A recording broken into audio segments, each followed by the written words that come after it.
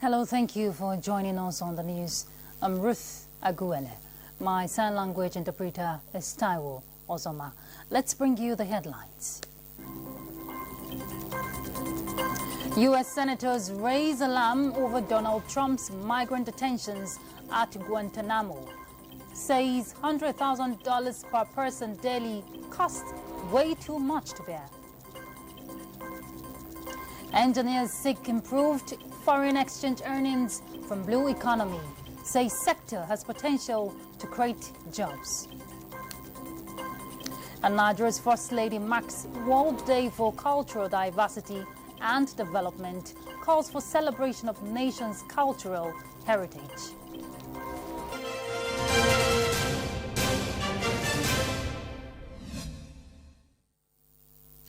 With her eyes set on acquiring more scholarships platforms for Nigerian youths, Nigeria's First Lady Oluremi Tinubu says she is ready to forge necessary partnerships with willing organizations. She stated this during a meeting with top management of Merck Foundation in her office at the Villa.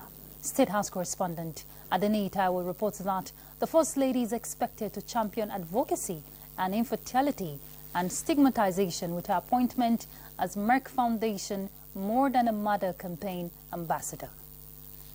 Established in 2012, the Merck Foundation commands a global reputation as a philanthropic organization which focuses on improving healthcare access and delivery. The visit of its top management to the office of Nigeria's First Lady Oluremi Tinubu and her appointment as More Than a Mother campaign ambassador not only acknowledges her impact in health and education, but also signifies the beginning of a partnership that has girl-child education, women empowerment, and healthcare advocacy at its center. Welcoming the appointment and offer of partnership, the First Lady says, for good reasons, education remains a top priority of the current administration. I want to really give a lot of young people scholarships to have the opportunity for education. Because no matter what we achieve, if this legacy is handed over to an uneducated generation, I think that's the most terrible disaster that, it will be in the making. But I want to really reassure you that I'm willing to work with you. Got an office on the commercial side. Nigeria is a very important country for the Merck Group, and in the First Lady and her initiative, the foundation says it finds a worthy partner willing and able to expand the frontiers of a shared cause. And I must say it's dovetailing what you have done already and what we want to do and achieve even more. And it's fantastic that you joined, that we could have now a joint force to forward all these deeds also in Nigeria. Programs of scholarships for underprivileged but very brilliant girls in Nigeria, and also in our media capacity building to increase the community awareness about many critical social and health issues. Merck Foundation scholarships are provided for nationals of African countries and underserved communities, leveraging the office of the First Lady. In the State House, Adeni Taiwo, NTA News.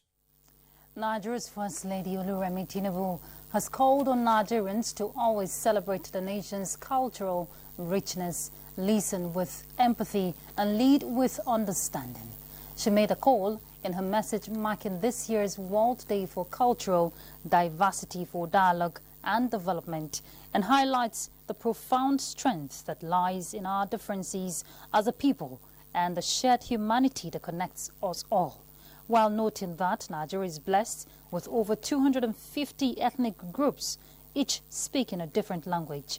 The First Lady says there is indeed strength in our diversity and expresses the hope that through our dialogue, our interactions, and our mutual respect, Nigerians find true identity and unity. She therefore calls on Nigerians to embrace their journey together and shape a brighter future for the nation and the world. In other news, U.S. President Donald Trump's migrant detentions at Guantanamo Bay cost $100,000 per person daily. This, senators say, is way too much to bear. Kulo Mohammed will tell us more. Housing prisoner migrants at Guantanamo Bay cost as much as $100,000 per inmate per day. a U.S. senator has claimed, describing the setup as outrageous. The astonishing figure may mean that President Donald Trump's naval base in Cuba cost almost 1,000 times more than housing people in U.S. immigration facilities, which is $165 a day per head. The claims were made by Senator Gary Peters of Michigan during a hearing of the Homeland Security and Governmental Affairs Committee, in which he and other members grilled Homeland Security Secretary Kristi Noem. They're in camps 5 and 6, and those are modern facilities, multi-million-dollar facilities, air-conditioned with satellite TV, with workout rooms. So a lot has changed in the 12 years for the better. Many is 4 times to talk to, say, his attorney on the telephone. A prisoner has to stand against a wall and basically be groped. And it's humiliating for them, and sometimes they just conclude that it's just not worth it. Solitary confinement, issues like the kind of physical inhumanity and abuse that existed in the earlier years, I think for the majority of the men now, is not really the main problem. It is the condition of, after over 12 years of detention without charge, still not knowing whether or if you are going home.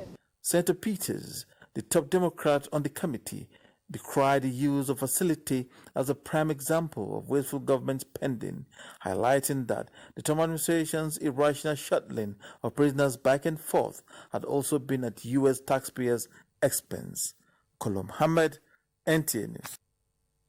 The Canadian government said it is in talks with the United States over joining its proposed Golden Dome missile defense system aimed at countering next-generation aerial threats. Prime Minister Mark Carney's office said there are active discussions between Canada and the U.S. on security, including existing and new programs like the Golden Dome.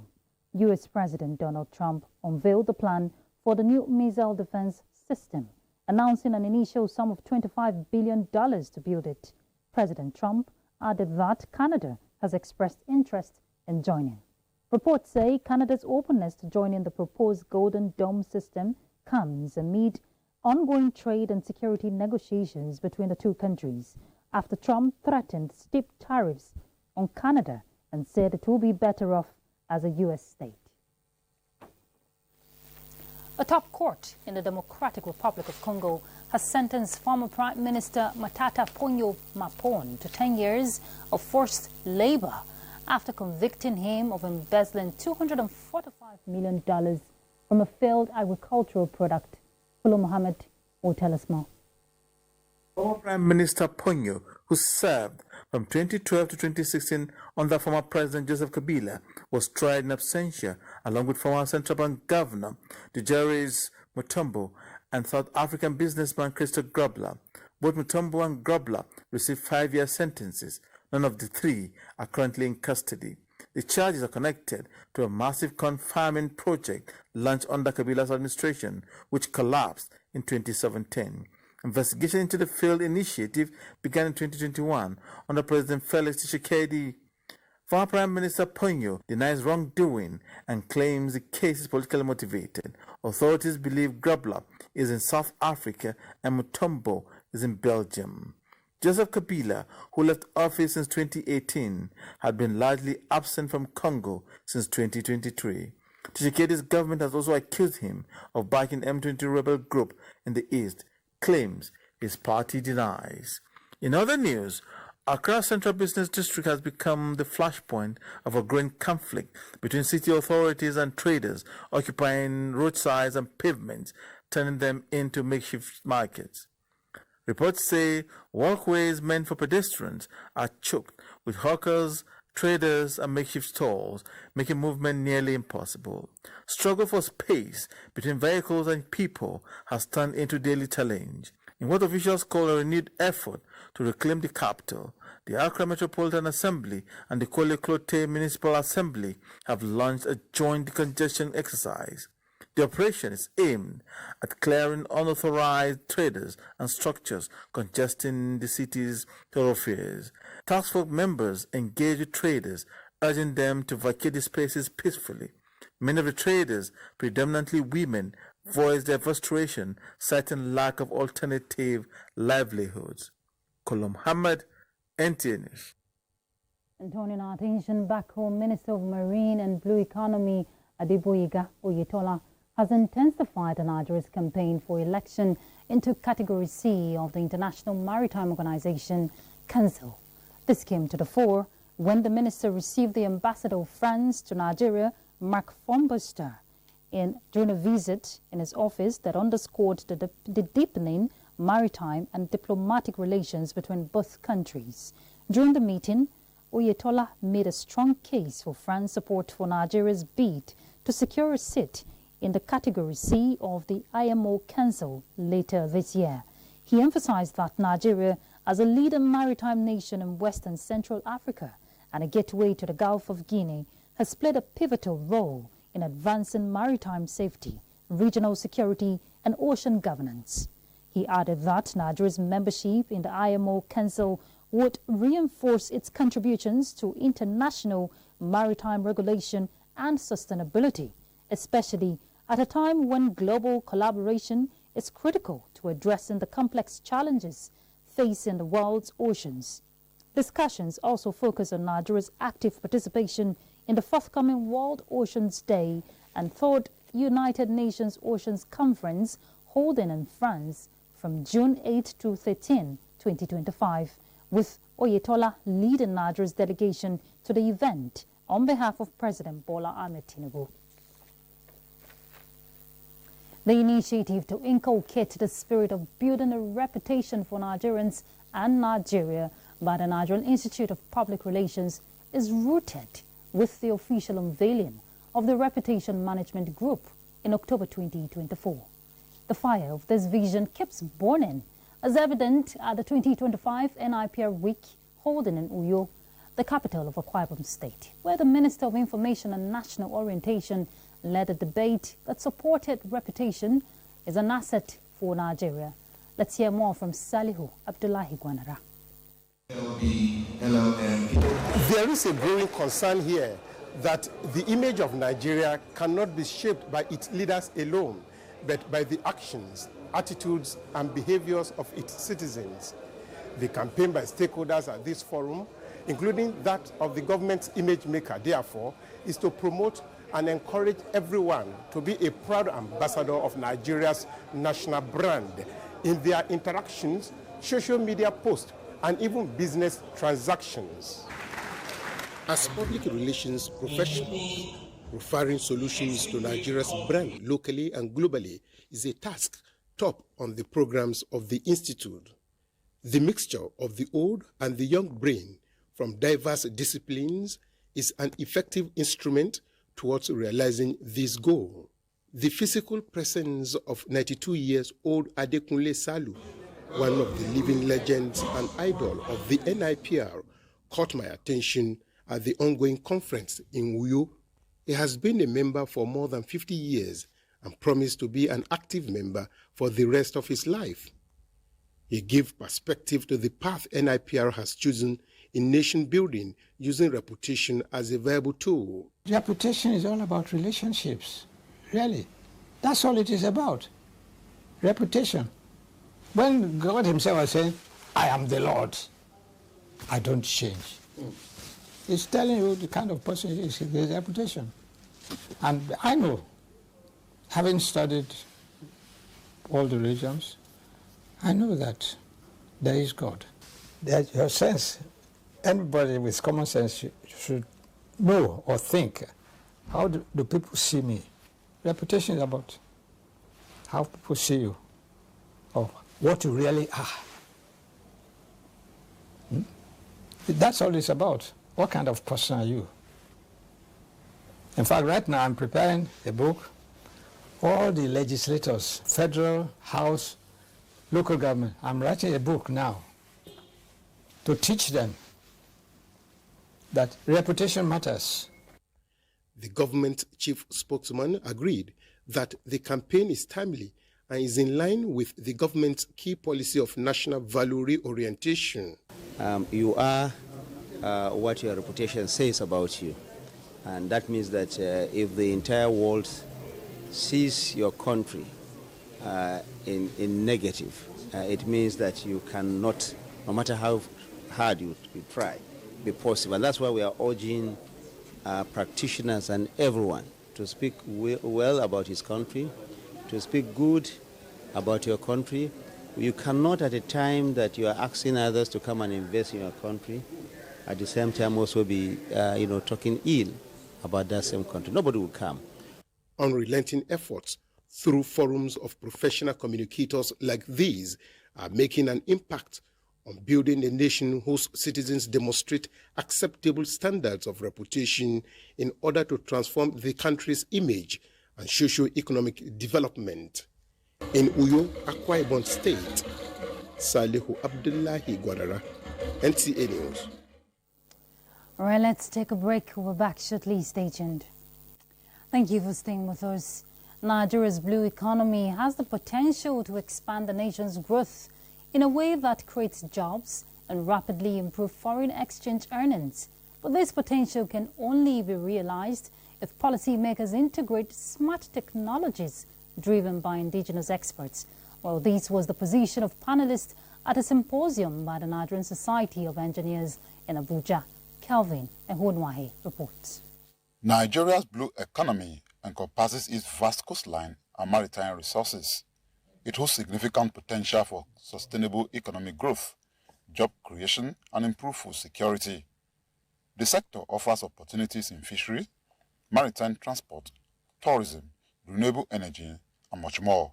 As Nigeria aims to unlock this potential to diversify its economy, generate revenue, and create employment, this symposium by the Nigerian Society of Engineers Maitama branch to honor one of its founding fathers, Tasiu Wudio, former president of the society, experts believe that only the application of appropriate technology can revolutionize the sector. Digital agriculture to coastal resilience technologies, the fusion of smart technologies with our vast marine resources holds immense promise. As we move into harnessing the blue economy, there are so many aspects that need the implantation of smart technologies like IoT, AI, and machine learning. The symposium is the second in the series. Kelvin Ehunwahe, NTA News. From the Judiciary Council to the leader of the proscribed indigenous people of Biafra, Nnamdi Kanu, continued with the cross-examination of the second prosecution witness in the alleged charge of terrorism acts preferred against him. The defense counsel, Paul Erokuru, SAN, took the witness on several issues he raised during his evidence in chief. Judiciary correspondent Austin Ayembe reports. The defense counsel, Paul Erokuru, senior advocate of Nigeria, who stood in for Kanu Agabi, sought to know whether the witness was aware that, in line with Nigeria's membership of the United Nations, the African Union, and others seeking for self-determination is allowed. He said that he is aware, but not in violent forms. He sought to know whether anything was wrong with the statement by the defendant that if security men kill you, kill them, following the alleged killings of his people. The witness said it is wrong. He asked the witness, who is a detective, whether he has investigated and established why Amotekun, a security outfit, was established in the southwest geopolitical zone of the country. The witness said it was because of the killing, kidnapping, and herdsmen farmers clashes. On whether he was aware that Biafra was an entity for 3 years with their currency and security arm. The witness said it was an attempt for them to break away, which was resisted by the Nigerian government. The defense counsel asked the witness whether he's aware of people who have seceded on account of bad governance, citing South Sudan and others. The witness said he's aware, but they achieved that peacefully. He took him on the allegations of public incitement by the defendant, which led to the burning of police stations in the eastern part of the country and Lagos, seeking to know whether the witness visited the places by himself. The witness responded by saying he visited one of the police stations burnt in Ebonyi State, but cannot recall the name of the station, neither can he ascertain the brand of vehicles burnt.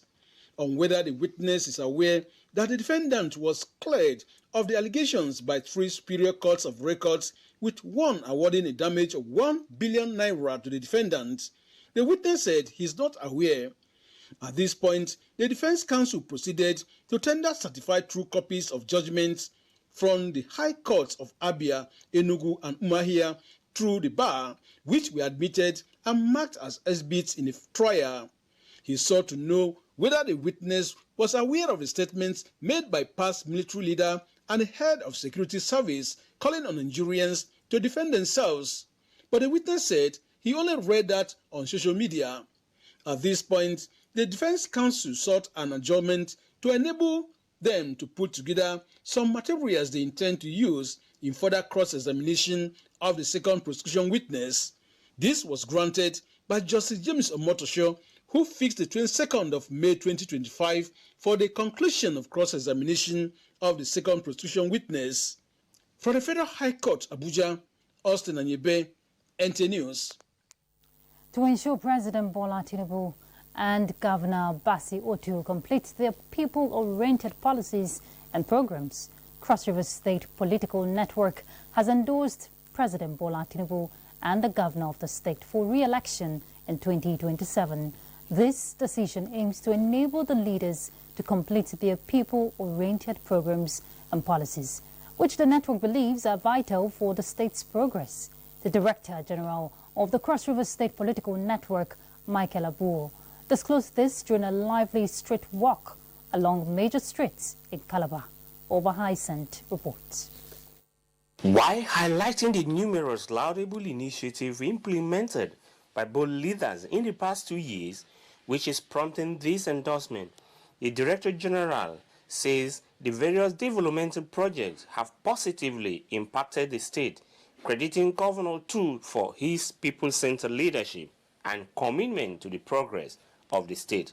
Crispin, the political network which has been active for 15 years, restated its stance on mobilizing support among cross-riverians to ensure victory, not only for President Tinubu and the Vice President, but also for Governor Tu and his deputy. In this event today, we're marking our 15 years in office.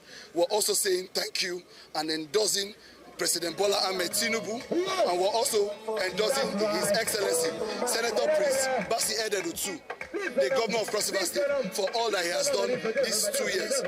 One of the things that he has done is that he has removed the fuel subsidy, and he has been able to implement the minimum wage, and he has been able to also carry out several infrastructural projects across Nigeria. I know that there are a couple of areas that we have challenges, but we believe that 2 years with what he has done is more than enough to show us that 4 years from now, we're going to be better than what we were. And of course, in Cross River State, His Excellency Senator Prince Basi Otu has ensured that he has transformed Cross River State by doing the little things.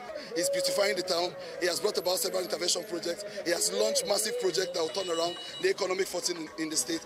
On the state of federal roads in Cross River State, the Secretary of Crispin, Itayekon, speaks. A room was not built in a day. It's a process. Then in the federal government, there have been policies that have been life-touching. Like, for instance, if you look at the number of projects we're carrying at the level of the federal government, it's enormous. Then for the roads that have not gotten attention, definitely before the next 4 years, they will certainly get attention.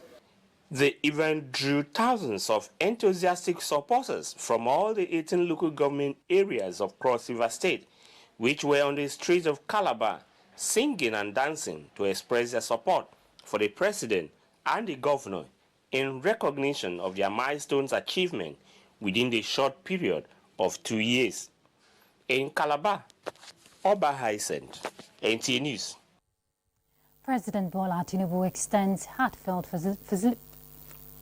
felicitations to 2 British Nigerians, Okpeyemi Bright and Jason Jackson, on their historic election and inauguration as mayors in London. The president commends Bright and Jackson for sustaining the legacy of good works by Nigerians in the diaspora and consistently promoting the values of honesty, integrity, hard work, and commitment to the well-being of others. Their stories, he says, will inspire countless young people both at home and in the diaspora to pursue excellence and serve their communities with distinction. Okpayemi Bright was sworn in as the civic mayor of Barking and Dagenham, making history as the borough's youngest ever mayor at just 29, following 7 years of outstanding service to her community. Jason Jackson has also become the first Nigerian-born mayor of Islington since the borough's establishment in 1900, following a rapid rise through local government as a councillor and committee chair. And just before we go, let's find out how Thursday's weather will look like.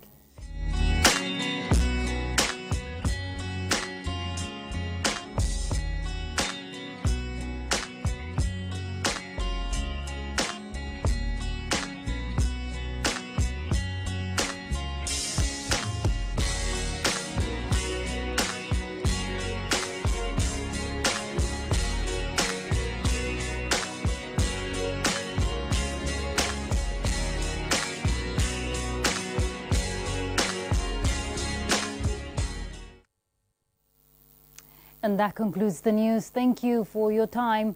I'm Ruth Aguele. My sign language interpreter is Taiwo Ozoma.